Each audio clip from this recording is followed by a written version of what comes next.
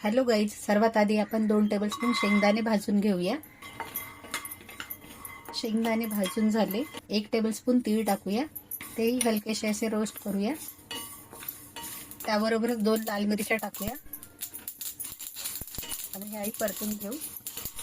Gas बंद करूया आणि आता हे थंड होऊ देऊ। पाणी टाकून हे ग्राइंड करून घेऊ। ग्राइंड करून घेतले आहे। कढईमध्ये तेल टाकून घेऊया। त्यामध्ये तेजपत्ता आणि दालचिनी घालूया। तुम्हाला नाही टाकायचं असेल तर स्किप करू शकता। त्यामध्ये जिरे टाकूया, हिरवी मिरची टाकू, आलं लसूणची पेस्ट टाकूया। इथे तुम्ही आलं लसूण चॉप करूनही टाकू शकता। हलकसं परतूया। चॉप केलेला कांदा टाकून घेऊ। छान असं आता हे परतून घेऊया।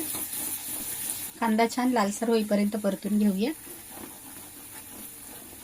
कांदा लालसर झालेला आहे। आता त्यामध्ये चॉप केलेले टोमॅटो टाकून घेऊ। तोही छान परतून घेऊया। मटार टाकून घेऊया। हे मटर त्या दिवशी आपण फ्रोझन करून ठेवले होते, तेच मी यूज करत आहे। मिक्स करू। झाकण लावून 2 मिनिटे फक्त हलकसं शिजू देऊ। हे हलकेसे कुक झाले आहेत।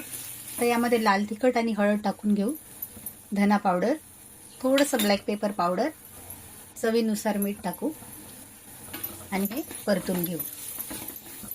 आता ह्यामध्ये बारीक चॉप केलेली मेथी टाकून घेऊया। मेथीही छान अशी परतून घेऊ। मस्तपैकी मेथी आपली परतून झालेली आहे। भाजीचा स्मेलही खूप छान येत आहे। ह्यामध्ये आपण तीळ आणि शेंगदाण्याची जी प्युरी तयार करून ठेवली होती ती टाकून घेऊया। छान मिक्स करून घेऊ। थोडंसं पाणी घालूया। हे छान मिक्स करून घेऊ। झाकण ठेवू आणि आता हे 5 मिनिटे शिजू देऊया। 5 मिनिटे झाली आहे। आपण बघूया भाजी कशी झाली। भाजी खूप छान अशी शिजलेली आहे। घरच्या घरी अगदी कमी साहित्यात, ना काजू, ना क्रीम, ना बटर, तयार आहे आपली रेस्टॉरंट स्टाईल की मटर मलाई। ही रेसिपी तुम्हाला कशी वाटली? आवडली असल्यास माझ्या व्हिडिओला लाईक करा, शेअर करा, सबस्क्राईब करा। थँक्यू।